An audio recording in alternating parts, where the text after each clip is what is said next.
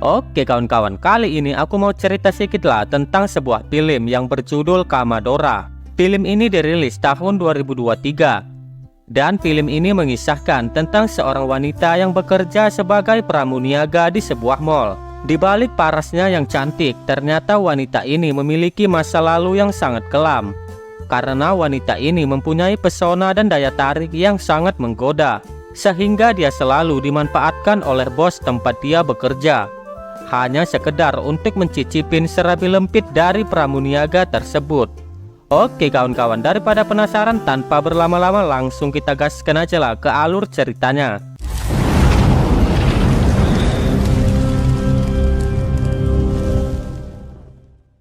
Film dibuka dengan memperlihatkan seorang wanita cantik yang bernama Jessica. Terlihat Jessica ini bekerja di salah satu departemen store yang cukup besar sebagai pramuniaga. Diketahui Jessica ini hidup hanya sebatang kara dan dia tinggal di sebuah kos-kosan yang cukup nyaman untuk dirinya. Sang pemilik kos-kosan tersebut bernama Ibu Adeng. Terlihat Ibu Adeng ini sangat perhatian kepada Jessica. Dan dia sendiri sudah menganggap kalau Jessica ini sebagai anaknya sendiri. Bu Adeng sendiri sudah mempunyai anak seorang laki-laki yang bernama Agner. Saat di tempat kerjanya, Jessica mempunyai dua orang sahabat yang bernama Melai dan yang satunya bernama Indai. Terlihat kalau pertemanan mereka ini sangatlah harmonis. Saat jam kantor akan segera dimulai, mereka kemudian melakukan briefing terlebih dahulu agar semua pekerjaan mereka dapat berjalan lancar. Briefing kali ini dipimpin langsung oleh sang manajer. Sang manajer ini bernama Galpes. Singkat cerita, saat Jessica sedang melayani seorang pelanggan, di sini dia melihat seorang wanita yang sangat mencurigakan. Dia masuk ke dalam ruang ganti sambil membawa sejumlah pakaian. Tanpa pikir panjang, dia pun mencoba untuk mengawasi pergerakan dari wanita tersebut. Saat wanita itu keluar dari ruang ganti, dia justru berpura-pura sedang hamil. Jessica yang merasa curiga, lantas dia pun menegur wanita tersebut. Karena Jessica melihat sendiri kalau wanita itu tidaklah sedang hamil. Namun karena dirinya merasa telah dituduh oleh Jessica, lantas wanita tersebut marah dan memaki Jessica di depan banyak orang. Seolah-olah Jessica ini yang bersalah dan telah menuduhnya sebagai pencuri. Terlihat suasana toko itu menjadi kacau. Tidak lama kemudian datanglah Galpes mencoba untuk menengahi keributan tersebut. Karena tidak terima telah dihina oleh si pencuri, Jessica kemudian membongkar paksa perut wanita tersebut. Dan benar saja wanita itu telah mencuri beberapa pakaian yang disembunyikan di balik perutnya sendiri. Hindi ako magnanakaw! Hindi ako magnanakaw! Karena Jessica ini sudah membuat kegaduhan di dalam toko, maka ia pun harus menghadap sang manajer toko tersebut. Di sini Galpes pun mencoba untuk memberi arahan kepada Jessica dan memberi peringatan jika hal seperti itu harus dihindarin. Di sisi lain, Galpes ini mempunyai rasa cinta terhadap Jessica. Di sini dia pun mencoba untuk memanfaatkan situasi itu dengan cara mengadukan peristiwa hari ini kepada bos besar pemilik toko. Jessica yang merasa takut dengan ancaman tersebut, lantas dia pun memohon ampun dan meminta keringanan kepada Galpes. Galpes yang sudah memiliki nafsu yang sangat tinggi terhadap Jessica, maka dia menyuruh Jessica untuk menuruti semua keinginannya. Dengan terpaksa mau tidak mau, Jessica harus rela untuk mencicipin permen karet yang terbuat dari daging milik Galpes sendiri.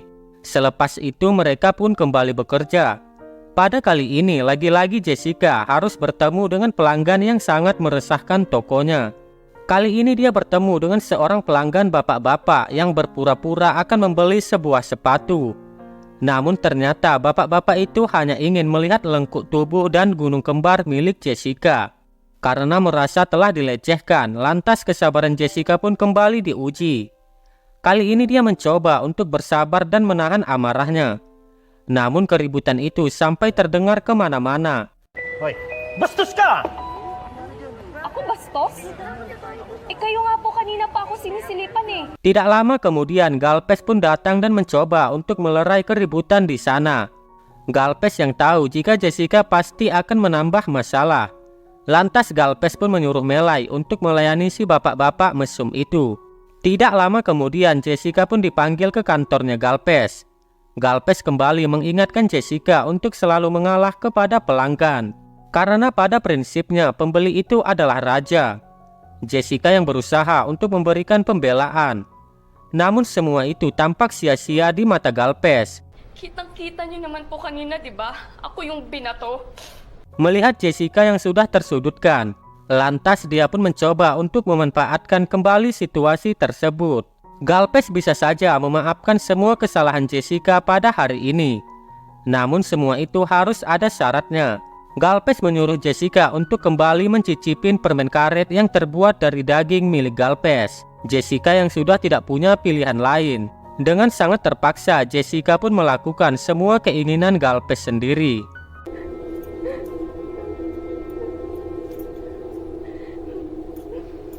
Keesokan harinya, terlihat ada seorang pria tampan datang ke toko tersebut. Ternyata pria ini merupakan anak dari seorang pemilik toko tersebut. Pria ini bernama Deb. Deb di sana langsung menemui sang ayah yang sudah menunggunya di sana. Di pertemuan ini sang ayah menyerahkan seluruh toko miliknya kepada sang anak. Karena pada saat ini dia sedang sakit dan harus dirawat rumah sakit di Indonesia. Mendengar hal itu, Deb pun dengan senang hati menerima semua itu. Tidak lama kemudian Deb mendatangi Jessica dan memintanya untuk memilihkan baju yang bagus untuk dipakai hari ini. Setelah memilih beberapa pakaian, Deb kemudian mengajak Jessica ke kamar ganti. Dan ternyata yang dipakai Deb bukanlah baju itu sendiri, melainkan Deb memakai Jessica untuk saling bermantap-mantap. Mereka berdua pun langsung bercocok tanam dengan permainan yang sangat seru di dalam ruangan ganti tersebut. Saat malam hari, Jessica dijemput oleh pacarnya. Pria ini bernama Roman. Roman ini telah bekerja sebagai seorang polisi. Roman mengajak Jessica untuk jalan-jalan. Karena Roman ini sudah merasa kangen terhadap Jessica dan dia ingin segera mencicipin kue cubit dari Jessica. Namun Jessica menolak ajakan dari Roman itu. Karena Jessica ini sudah tahu jika Roman ini sudah mempunyai istri. Di sini diceritakan Jessica ini terpaksa menjadi pacarnya Roman. Atau bisa disebut Jessica ini adalah tawanan Roman sendiri. Karena sejak kecil Jessica ini sudah dirawat oleh Roman. Ayah Jessica di penjara dan hanya Roman saja yang mengetahui ayahnya Jessica sedang berada di penjara mana. Jessica mempunyai hutang yang cukup besar kepada Roman. Selain itu, Roman ini selalu memperlakukan Jessica dengan cara yang kasar. Karena hal itulah Jessica selalu menuruti permintaan dari Roman. Dan mereka pun segera pergi ke sebuah hotel untuk segera melakukan mantap-mantap.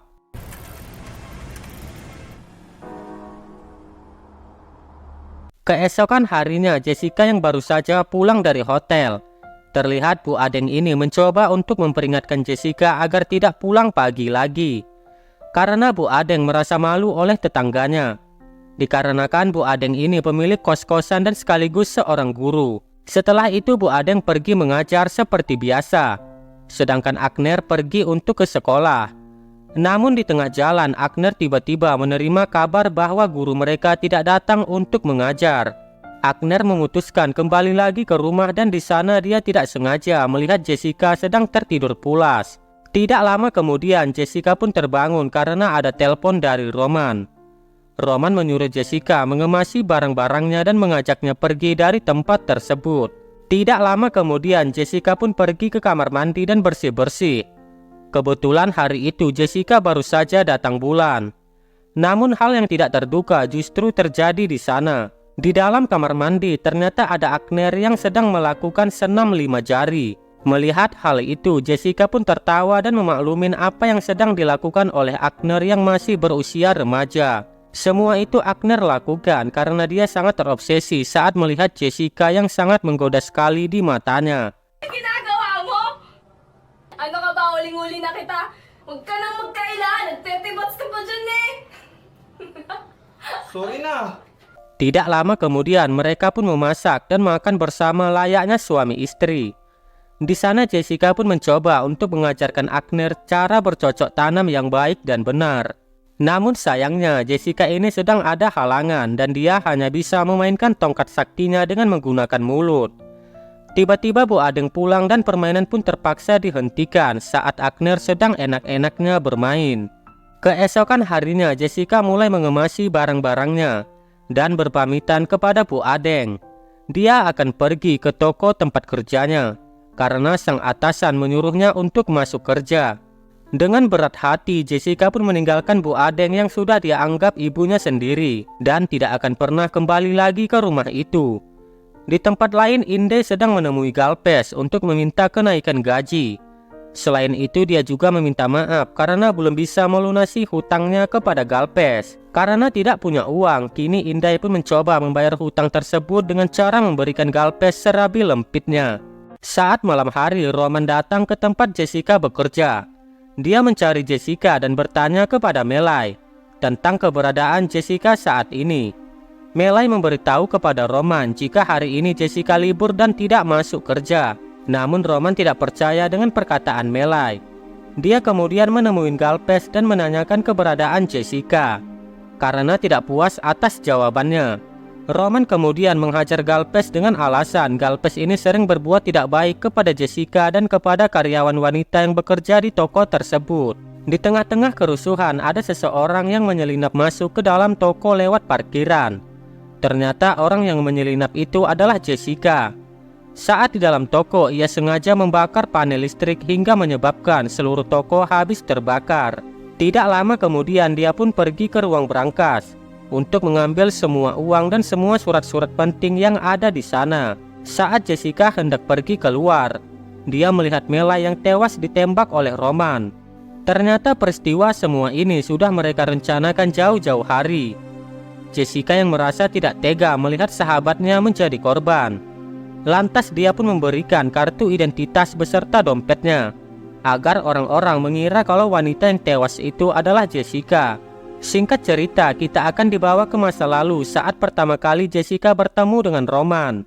Roman mengajak tinggal di rumahnya bersama istrinya bernama Monica. Inilah awal dari penderitaan Jessica.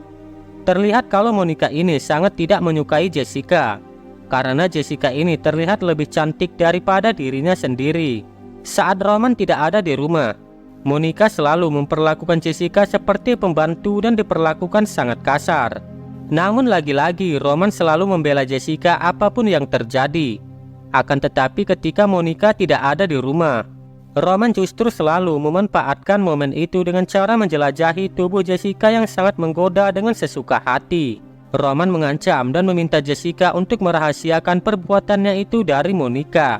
Sampai pada suatu hari, Monica melihat secara langsung perbuatan suaminya bersama Jessica. Terlihat kalau mereka sedang bercocok tanam di dalam kamar mandi. Melihat hal itu, Monica pun murka dan langsung mengusir Jessica dari rumahnya.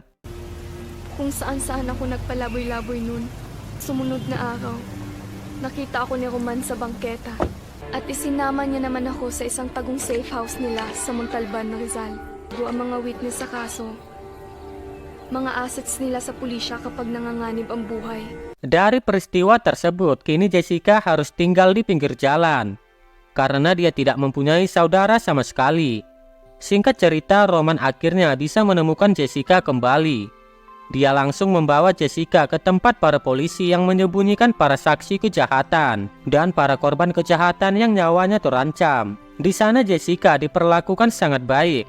Dia juga diajarkan untuk lebih kuat dan berlatih bela diri. Selain bela diri, dia pun diajarkan untuk membidik target menggunakan pistol. Dari situlah Jessica memutuskan untuk membebaskan dirinya dari ancaman Roman dan menemui ayahnya. Di tempat lain kita akan diperlihatkan dengan Deb yang sedang bermain judi. Di sini dia pun mendapatkan keberuntungan. Deb di sana menang banyak dan memutuskan untuk berhenti bermain lagi. Namun sang lawan tidak terima dengan kemenangan Deb tersebut. Deb kemudian memutuskan untuk pergi dari tempat judi itu. Namun kepergiannya itu tidak semudah yang dibayangkan. Dia justru dikejar oleh pihak lawan yang ingin membunuhnya. Saat di tengah jalan, dia bertemu dengan Jessica. Jessica kemudian mengajak Deb untuk kabur dan menyelamatkan diri dari para pembunuh itu. Deb yang kini sudah tertolong, sebagai ucapan terima kasihnya. Deb memberikan sebuah pekerjaan kepada Jessica di departemen store miliknya selama 3 tahun. Singkat cerita, Jessica pun sudah bekerja di kantor miliknya Deb. Di sana justru tidak ada satu orang pun yang tahu bahwa Jessica dan Deb ini saling kenal satu sama lain. Di balik itu semua, ternyata Jessica ini dikirim Deb sebagai mata-mata di toko tersebut dan menjalin hubungan bersama Deb seperti bebas bermantap-mantap. Bahkan Jessica yang berusaha bertahan dengan Roman, ribut dengan pelanggan, dan kejadian-kejadian lainnya. Itu semua merupakan bagian dari rencananya. Semua itu Jessica lakukan agar dia bisa tahu di mana lokasi berangkas audit dan berangkas itu disimpan. Selain itu, rencana pembakaran toko juga termasuk dari rencana Deb sendiri. Jadi dalang dibalik peristiwa itu semua adalah Deb sendiri. Tujuan Deb melakukan itu semua adalah agar dia bisa mendapatkan uang asuransi dan selamat dari kebangkrutan. Setelah rencana mereka berjalan dengan lancar, kini mereka pun bersantai di suatu tempat yang jauh dari permukiman warga. Deb dan Jessica merayakan keberhasilan mereka. Akan tetapi setelah misi ini selesai, mereka harus berpisah satu sama lain dan tidak boleh bertemu lagi, agar rencana mereka tidak diketahui oleh orang lain. Sebagai imbalannya, Deb memberikan uang yang cukup besar kepada Jessica. Dan sebagai salam perpisahan, mereka pun harus bermantap-mantap terlebih dahulu. Kemudian scene pun berpindah ke masa lalu.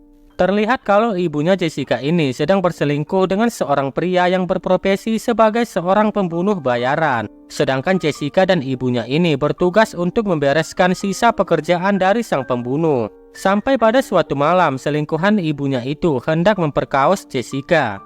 Namun tiba-tiba ayahnya Jessica datang untuk menyelamatkan Jessica. Dan terjadilah perkelahian di antara mereka. Tanpa sengaja, pria itu malah membunuh ibunya Jessica. Jessica yang melihat hal itu pun merasa kesal dan marah terhadap pria tersebut. Tanpa pikir panjang, dia pun mencoba untuk membunuh pria tersebut. Layaknya naluri seorang ayah yang ingin melindungi anaknya. Di sini sang ayah berpura-pura bahwa dialah yang telah membunuh pria tersebut. Sang ayah kemudian ditangkap oleh para polisi. Dan salah satu polisi itu adalah Roman. Roman yang mendengar Jessica tidak mempunyai keluarga lagi. Dengan rasa kemanusiaan, Roman pun memanfaatkan situasi dan kondisi tersebut. Dan dari sinilah awal mula penderitaan Jessica dimulai. Singkat cerita, Jessica mencoba menelpon Roman dan memberitahunya bahwa dia sedang menuju penjara tempat ayahnya berada, sesuai petunjuk yang dikasih oleh Roman. Di sini Jessica pun sudah membayar hutang-hutangnya kepada Roman. Sesampainya di lokasi, Jessica langsung menanyakan keberadaan sang ayah kepada petugas yang ada di sana. Namun sayangnya, sang ayah justru sudah meninggal akibat terkena virus COVID-19. Mendengar hal itu, Jessica pun sangat bersedih karena belum sempat bertemu dengan sang ayah. Kini waktunya pun berlalu. Saat malam hari, Jessica bertemu dengan 2 orang laki-laki. Di sini laki-laki itu membawa sebuah mayat ke hadapan Jessica. Ternyata mayat itu adalah Roman sendiri. Jessica sengaja menyuruh orang lain untuk mengeksekusi Roman sebagai bentuk pembalasan dendam yang dia terima selama ini. Dan hingga pada akhirnya film pun tamat. Salamat. Ako nakakamada. Oke lah, itu aja lah ceritaku hari ini. Buat kalian yang sudah mampir ke channel ini, jangan lupa subscribe, like, dan komen agar aku bisa tambah semangat lagi membuat konten. Oke lah, sampai sini aja lah dulu pertemuan kita. Soalnya mau cari-cari konten lagi aku. Dadah, geng.